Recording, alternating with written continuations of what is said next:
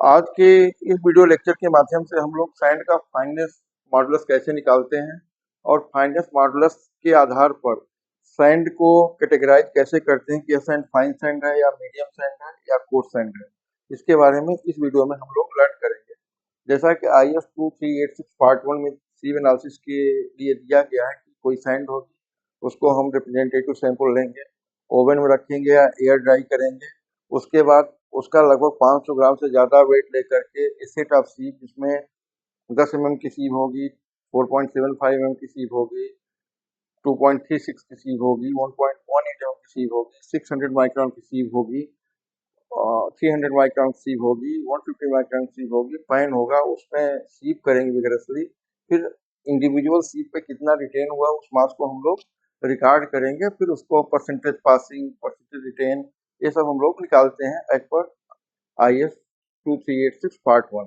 तो जैसे इसमें ही एक सैंड का हीप है, इसमें से हम रिप्रेजेंटेटिव सैंपल लगभग 20 kg ले लेते हैं, फिर उसकी क्वार्टरिंग करते हैं ताकि एक बार क्वार्टरिंग करेंगे, जैसे 5-5 kg आ गया, फिर उसकी क्वार्टरिंग करेंगे तो उसमें आ जाएगा 1.25 kg, फिर उसकी क्वार्टरिंग करेंगे तो जब हम फिर 500 ग्राम से ज़्यादा का सैंपल कलेक्ट कर लेते हैं, या तो उसको रूम टेम्परेचर पे एयर ड्राई करते हैं या ओवन में रख करके 105 डिग्री से 110 डिग्री सेंटीग्रेड 24 घंटे के बाद निकाल कर एयर ड्राई करते हैं।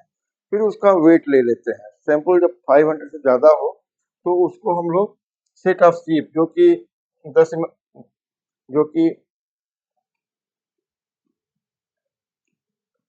10 mm की होगी,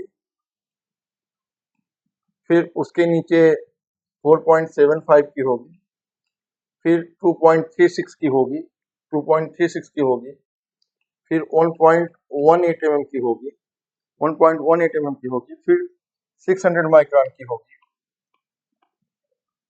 फिर 300 माइक्रॉन मीटर की होगी, फिर 150 माइक्रॉन मीटर की होगी और सबसे नीचे पाइन होगा।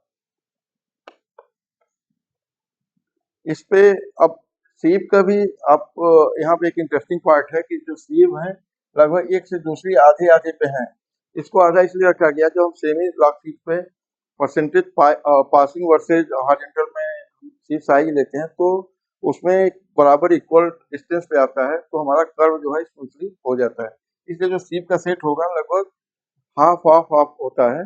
ये इंटरेस्टिंग पार्ट ऑफ जब सीप का जिसने भी कंसीव किया होगा तो ये बहुत अच्छे से उसको लिया गया है। सो दिस इज व्हाट सीप साइज। अब इसको हम लोग क्या करते हैं कि जो सैंपल एयर ड्राइड या ओवन ड्राइड है उसको में डालते हैं, फर्स्ट पैन में लीड लगा लेंगे और उसके बाद हॉरिजॉन्टली वर्टिकली जर्क दे करके उसको अच्छे से 3 से 4 मिनट के अंदर हम लोग सीप कर लेते हैं। उसके बाद में इंडिविजुअल सीप पर कितना मटेरियल रिटेन हुआ उसको हम लोग वेट करके ऑब्जर्वेशन सीट में रिकॉर्ड कर लेते हैं। जैसे कि मान लीजिए इस टेस्ट में 4.75 mm पे 10 ग्राम आया, 2.36 में जो सीप साइज है उसमें 50 ग्राम आया, 1.18 में भी से 50 ग्राम आया, 600 माइक्रॉन पे से 95 ग्राम आया, 300 माइक्रॉन पे से 175 ग्राम आया रिटेन हुआ, 150 पे से 85 ग्राम रिटेन हुआ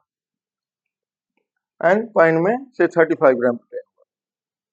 तो इसको हम लोगों ने रिकॉर्ड कर लिया। इसका वेट कितना हुआ इसको हम लोग जोड़ लेंगे।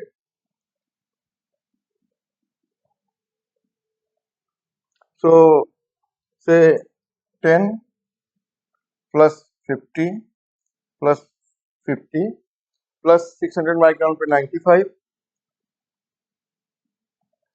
प्लस 300 माइक्रॉन पे 125 प्लस 175 gram, then plus 85 gram plus 35 gram.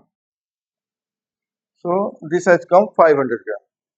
So total weight which was taken for the from the sample, it was a 500 gram and on each shape it has retained in this fashion.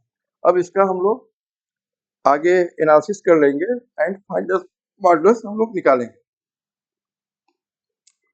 तो ये जो हमारी सीप sizes है, सीप designation है, उस पे 10 पे तो कोई नहीं रुकेगा, मटेरियल रुका भी नहीं है।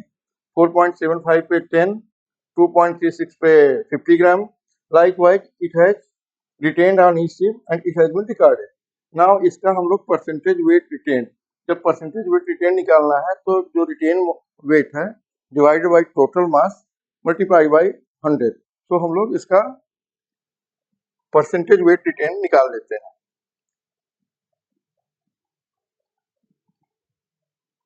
So 10 by 500, total weight is 500 gram. So 10 by 500 into 100.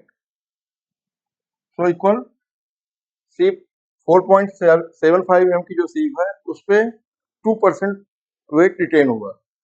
अब जो भी हमारा सैंड का सैंपल था उसका 2% इस पे रिटेन हुआ। दूसरा 2.36 पे 50 ग्राम रिटेन हुआ है। 50 डिवाइडेड बाई 500 इंटू 100, सो 10% इस पे रिटेन हुआ। Likewise, we keep calculating for 1.18, 50 divided by 500 into 100. So 10% on 1.18. Likewise, we calculate for each ship how a percentage weight retain.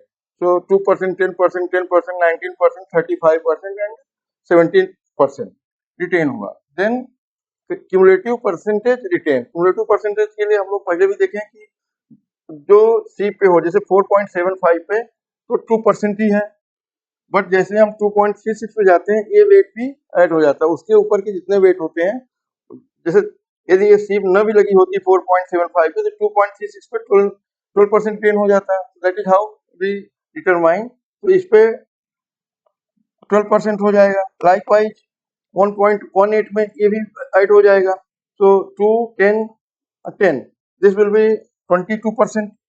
Then 19 इस पे और ऐड हो जाएगा 600 माइक्रोन पे। 22 plus 19, 41%. Likewise, we calculate for all this. Then we add all these figures we add, and with the arbitrary figure 100 से जो divide कर देते हैं तो जो वैल्यू आती है that is fineness modulus. So fineness modulus के लिए we need to add to जितना cumulative percentage retain from 4.75 mmc to 150 micron sieve. ये बहुत इंपॉर्टेंट है कि हमारा जो फाइन एग्रीगेट का फाइनेंस मॉडल निकालना है तो हमको जो 4.75 mm पे सीप से लेकर के 150 माइक्रोन सीप पे जो रिटेन है उसका क्यूमुलेटिव वेट जो रिटेन है उसको ऐड करते हैं, एक आर्बिट्रेरी नंबर 100 होता है उससे हम लोग डिवाइड करते हैं। So let us add all this. जब हम ऐड करेंगे मतलब क्यूमुलेटिव परसेंटेज जो भी है इन सबको इकट्ठा ऐड करते हैं। 2 plus 12 plus 22 plus 41 plus 76 plus 93 plus 93, it has come 246. It has come total 246. Now to get the fineness modulus, of sand, we need to this 246 divided by 100. 246 divided by 100. So the fineness modulus of sand is, for this particular sand is 2.46. So whether this sand, what sample we have taken, whether this is a fine sand or medium sand or coarse sand, we need to understand from the table, जो कि इसके लिए table दी गई है कि type of sand होगा, fine sand होगा तो इस उसका फाइनेंस मॉडुलस कितना होगा। दैट विल बी से 2.2 से 2.6 के बीच में जो सैंड होती है दैट इज फाइन सैंड। जिसका फाइनेंस मॉडुलस 2.2 से 2.6 होगा that sand will be fine sand. Medium sand के लिए 2.6 टू 2.9 फाइनेंस मॉडुलस होता है, और जो कोर्स सैंड होगी उसके लिए 2.9 टू 3.2 होता है। अब इस सैंड का जो सैंड हमने एग्जाम्पल में लिया था उसका जो फाइनेंस मॉडुलस आया that is 2.46। 2.46 means it is coming in this range. Fine sand के रेंज में 2.2 से 2.6 के बीच में आ रहा है। तो जो सैंपल हमने लिया था that is fine sand.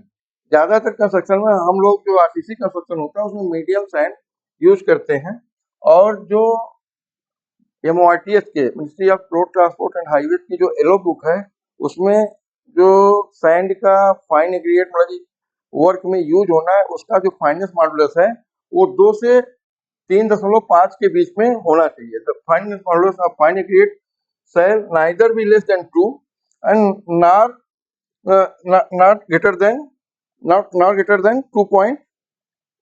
2.5. This is 3.5. Actually, this is 3.5.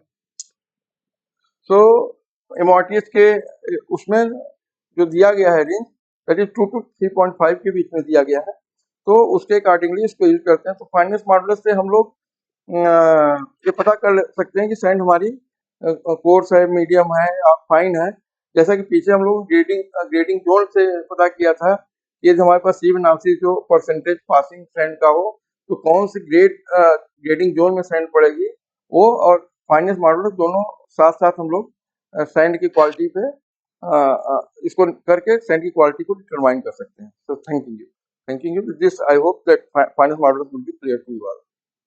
So it can be recorded.